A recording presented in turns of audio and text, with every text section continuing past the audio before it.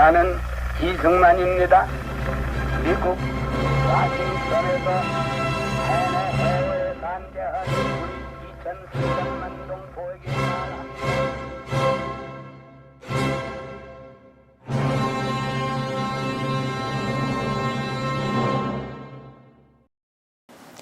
여러분 안녕하십니까? 국부 이승만 바로 알기를 위해서 저희 KJTV가 시리즈로 보내드리고 있는 시간, 프린스턴 대학원장을 만난 자리에서 이승만은 또 한 번 다소 오만하게 들리는 질문을 던졌습니다. 한국에서 할 일이 많기에 빨리 가야 하니 2년 만에 박사학위를 줄 수 있느냐는 것이었습니다. 대학원장은 노력하겠다고 대답하며 신학교 무료 기숙 혜택을 제공하기로 약속했습니다. 이승만은 결국 프린스턴 대학교에서 박사과정을 받게 됩니다. 프린스턴 시절은 유학생활 중 가장 즐거운 시간이었습니다.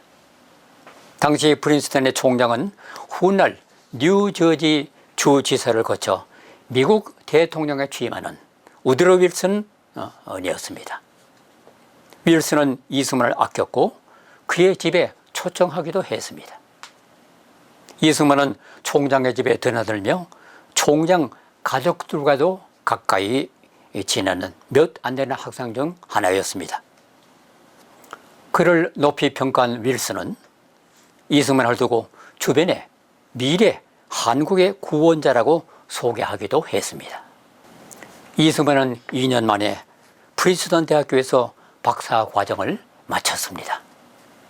이로써 미국의 학사, 석사, 박사 과정을 단 5년 만에 마치는 진기록을 세웠습니다. 미국의 최고 엘리트에게도 보통 12년이 걸리는 과정을 절반도 안 되는 시간에 끝낸 것입니다. 이승만이 졸업한 조지 워싱턴, 하버드, 그리고 프린스턴은 미국인들에게 선망의 대상이던 명문 학교들이었습니다. 대부분의 미국 도시에서 그 정도의 학벌을 지닌 인물은 도시 전체에 한 명 정도 있을까 말까 할 정도였습니다. 최고 명문의 교육과정을 5년 만에 끝내버린 이승만의 실력은 훗날 미국인들을 상대하는데 중요한 자산이 됐습니다. 실제로 이승만을 상대한 미국의 고위 관료, 외교관들은 그의 탁월한 지성에 압도됐으며 미국인보다 미국의 정치 역사를 더 잘 아는 이승만에게 경의를 표했습니다. 미국의 초대 대사로 한국에 부임한 무초는 이승만이 미국 역사를 이야기할 때 넋을 잃고 들었다고 할 정도였습니다. 그 이승만 대통령이 이제 박사 논문을 쓴 그 책은 우리말로 번역하면 미국의 영향을 받은 중립, Neutrality as Influenced by US라는 제목인데요. 그게 무슨 이제 제목만 들으면 약간 생소하게 느껴지는데 그게 무슨 말이냐면은 유럽에서 당시 전쟁이 많았습니다. 사실은 이승만 대통령이 박사 논문을 쓰고 얼마 안 있어서 1차 세계대전이 일어나고 1차 세계대전이 일어나기 전까지도 유럽에서는 국가 간에 민족 국가가 형성되면서 국가 간의 헤게모니 싸움으로 온갖 전쟁이 벌어졌습니다. 그러면 그 전쟁이 벌어졌을 때 전쟁을 하고 있는 전쟁 당사국 두 나라가 있을 거 아닙니까? 그리고 그 두 나라를 각 두 나라가 각각 연맹하고 있는 또 그 동맹국들이 있고 또 그런 동맹국가와 상관없이 아예 중립적인 국가들 있고 여러 가지 형태의 그 전쟁 상황에서 벌어지는 외교적인 관계가 있는데 그럴 때 중립적인 위치에 있는 국가가 전쟁을 하고 있는 국가와 무역을 얼마나 할 수 있느냐 하는 게 문제입니다. 그러니까 예컨대 A, B가 전쟁을 하는데 C라는 나라가 A, B 두 나라와 연맹을 맺지 않았으면 전쟁하고 있는 A, B 두 나라하고 무역을 서로 할 수 있죠. 근데 문제는 A 국가는 야 C에게 너 B에다가 이런 전략 문자 수출하면 그 국가가 우리하고 전쟁해서 그걸 가지고 우리를 공격하게 되니까 그거 하지 마. 하라는 요구를 이런 요구를 하게 되고 거꾸로도 마찬가지입니다.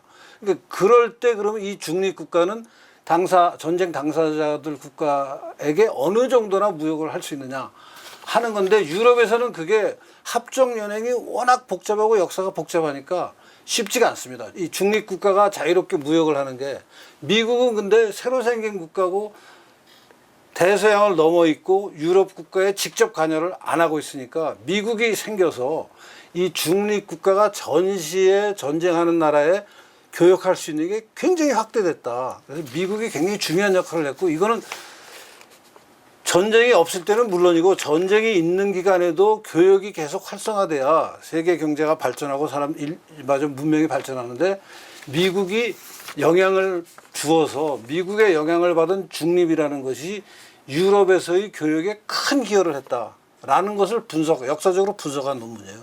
굉장히 좋은 논문입니다. 이승만의 박사 학위 논문은 전시 중립론, 미국의 영향을 받은 중립이다 는 1차적으로 국제법에 관한 논문이지만 주제의 성격상 역사학, 정치학, 경제학도 결부된 것이었습니다.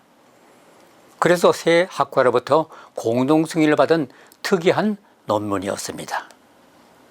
이승만이 논문 주제를 국제법으로 잡은 이유에 대해서는 뚜렷하게 밝혀진 바가 없습니다. 논문의 내용은 국제법상 전쟁 중의 중립에 대한 것이었습니다. 이승만은 전쟁 시에 적대 행위의 대상 영역을 축소시키고 중립국의 통상의 자유를 확보하게 된 것은 인류에 대한 축복이라고 주장했습니다. 전쟁 중이라도 무역을 계속해야 하며 중립국의 통상을 존중해야 한다는 이론입니다. 그것은 유럽 해상 강국들의 반대에도 불구하고 미국이 인류에 기여한 공헌이었습니다.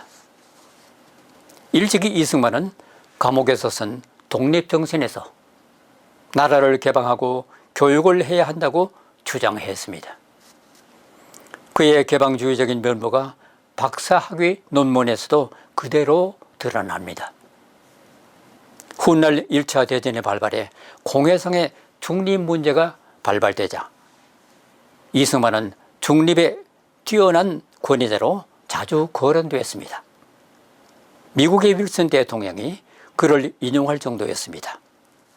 우드로 윌슨이 대통령이 되고 나서 이승만에 관한 얘기를 하면서 그 박사 논문 얘기를 연설하는 도중에 얘기하기도 하고 또 그 우드로 윌슨이 3.1운동의 그 민족 자결주의를 제창하잖아요. 그래서 우리나라에서 3.1운동이 벌어지고 이승만이 또 그걸 배경으로 해서 우리나라 3.1운동을 적극 지원하고 혹은 또 선도했다고까지 얘기할 수 있는 측면도 있고요.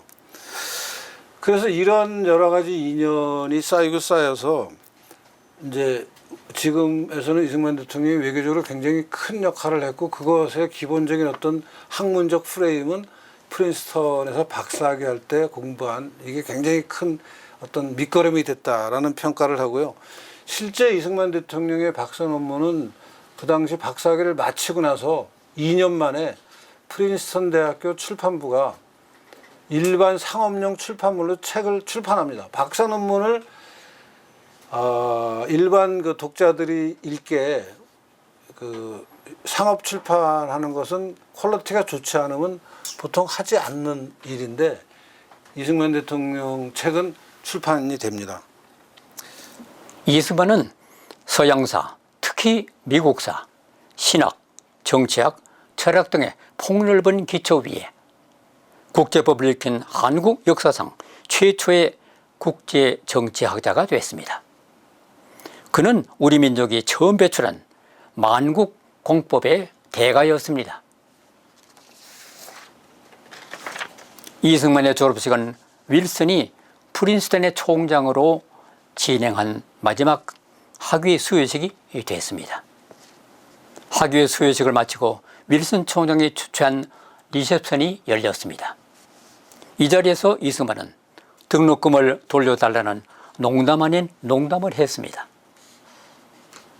공부를 하고 보니 국제법이란 사실상 강대국의 논리일 뿐 현실적으로 존재하지도 않는데 그동안 그런 것 공부하려고 했으니 등록금을 돌려줘야 할 것 아닙니까?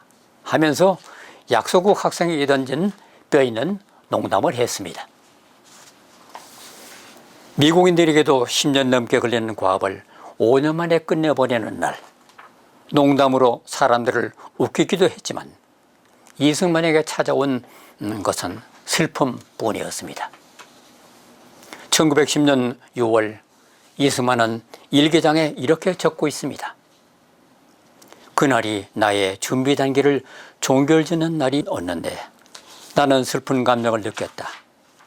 한국은 내가 나가서 일을 해야 하는 나라였다. 그러나 그 나라는 일본에게 합병되었으므로 나의 나라가 아니었다. 박사학위를 받은 이승만이 그저 편안하게 살기를 원했다면 미국에서 괜찮은 대학 교수로 여생을 마칠 수도 있었을 것입니다. 그러나 그는 하루라도 빨리 조국에 돌아와서 비록 그의 조국은 지도상에서는 사라져버렸고 가슴에만 남아있는 나라였지만 그에게는 할 일이 있었습니다. 조국으로 돌아온 이승만의 활동 무대는 YMCA였습니다. 감옥 시절 이후로 기독교 입국론과 교육을 외쳐왔던 그의 소신을 고려해보면 참으로 어울리는 사역이었습니다. 그는 YMCA를 한국인이 맡은 최고위직인 총무로 취임하면서 우리나라에 새로운 발자취를 남깁니다. 당시의 YMCA는 우리 민족의 역사에 특히 할 만한 활동을 벌였던 기독교 단체였습니다. 이승만은 교회에서 설교하고 성경 공부를 인도하며 100만인 구령 활동에도 참여했습니다. 전국의 YMCA를 조직하는 한편 성경과 국제법을 강의하고 여러 권의 책을 번역하려고 시도하기도 했습니다. 그는 신들린 사람처럼 기독교 교육사역에 열중했습니다. 이 무렵에 이승만이 길러낸 인물들은 혁혁한 이름을 자랑합니다. 훗날 외무장관이 된 임병직, 공화당 의장이 된 정구영, 과도정부 수반 허정, 대한상공회의소 회장 이원순 등이 그들입니다. 이승만 박사 학위를 따고 나서 미국에서도 교수를 할 수가 있었고 한국에서도 할 수가 있었어요. 그래서 처음에는 그 언더우드가 만든다는 그 경신대학교 거기에 교수를 할까 생각해서 편지도 했습니다. 그 경신대학교라는 게 지금 그때 그대로 됐으면 연희전문으로 나중에 발전하죠. 그런데 이승만은 생각을 달리했어요. 본인이 고백하기로 내가 한때 교수를 하고 싶어서 생각을 해보았지만 포기했다. 나는 독립운동이 아니라면 살아갈 이유가 없다. 이런 식의 기록까지 남겨놨습니다. 그래서 이제 서울 YMCA 운영을 맡고 있던 총책이 그때 이상재, 월남 이상재 선생님인데 이상재 씨는 한성 감옥에 들어갔다가 이승만을 만나서 이승만이 기독교로 전도하는 바람에 이 골수 성리학자 선비가 기독교로 개종을 하죠. 그런 분이에요. 그때부터 이승만과는 완전 부자지간 같이 됐습니다. 나이 차이가 20년이 넘으니까요. 이상재 선생이 이끄는 대로 YMCA 한국인 총무 겸 학감 교장입니다. 미국인 총무와 진레트라고 따로 있고요.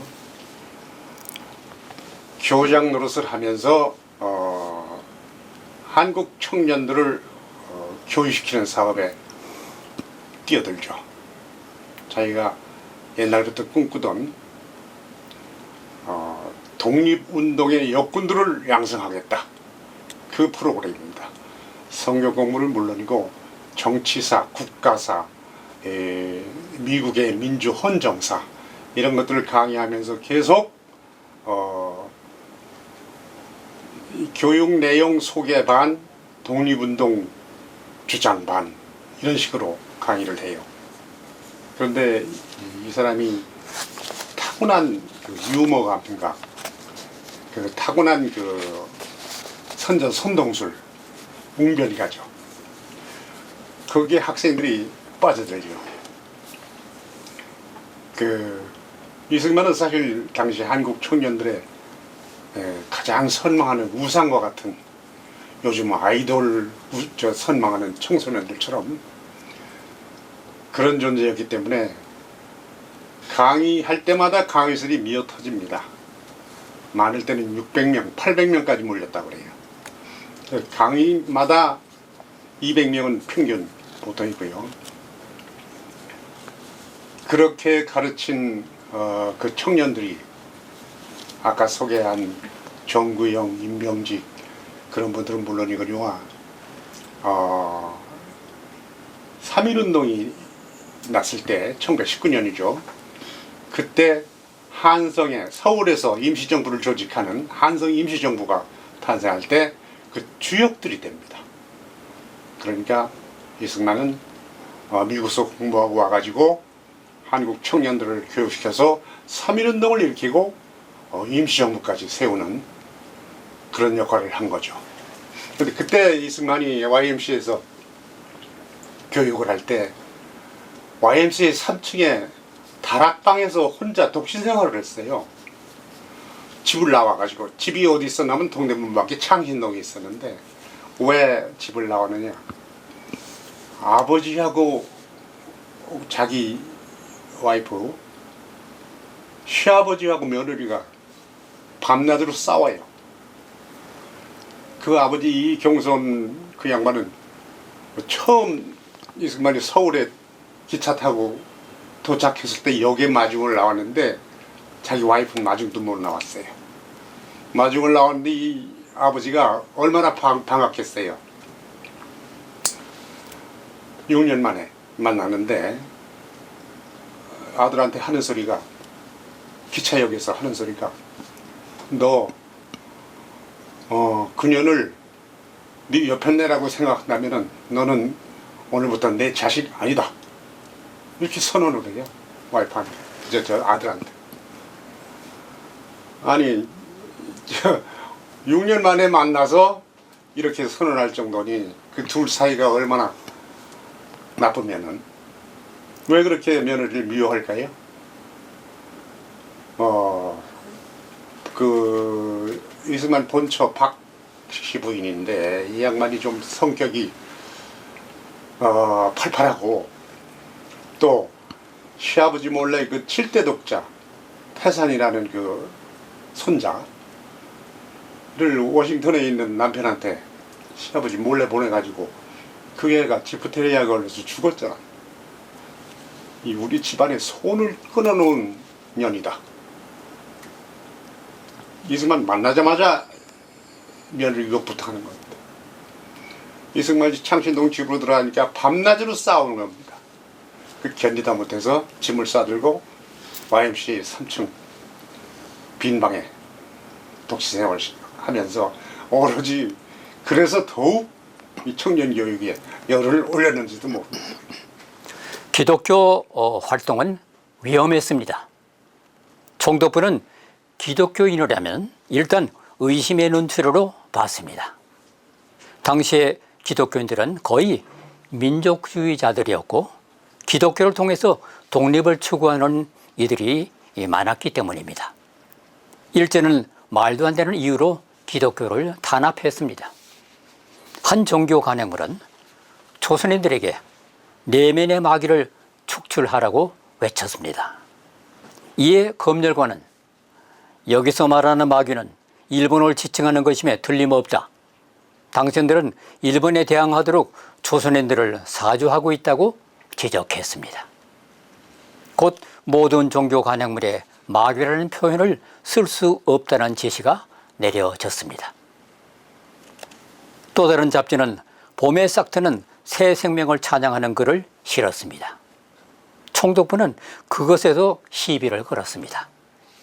새 생명이란 말은 조선의 기독교도들이 골기해서 새 정부를 세우도록 선동한 글이라는 것입니다.